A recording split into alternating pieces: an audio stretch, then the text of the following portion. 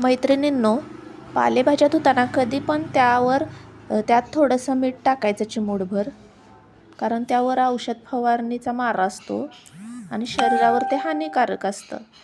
त्यासाठी मिठाने धुवायचं, म्हणजे शरीरावरती दुष्परिणाम होत नाहीत त्याचे. आणि हे बघा, आता मी ही भाजी बनवून घेणार आहे. त्यासाठी मी ही अशी तयारी करून घेतली आहे. लसूण, मिरची आणि मूग डाळ घेतली आहे. मी त्यामध्ये थोडंसं शेंगदाण्याचं कूट पण टाकते, कारण मला आवडतं. तुम्ही हवं तर टाकू शकता.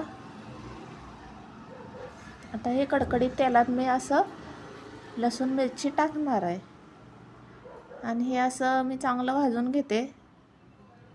हे लालसर होईपर्यंत, कलर चेंज होईपर्यंत चांगलं भाजून घ्यायचं.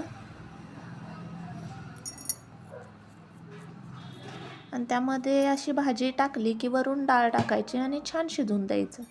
झाकण ठेवायचं नाही, कारण भाजीचा रंग बदलतो.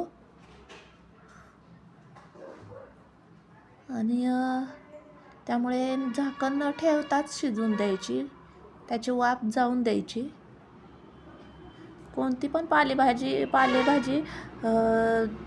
करताना त्यावरती झाकण ठेवायचं नाही मैत्रिणींनो. चवीपुरतं मीठ टाकायचं आणि ही अशी सतत उलटी पालटी करून त्याला सतत चांगलं भाजून घ्यायची, तेल सुटेपर्यंत. त्याच्यामधलं पाणी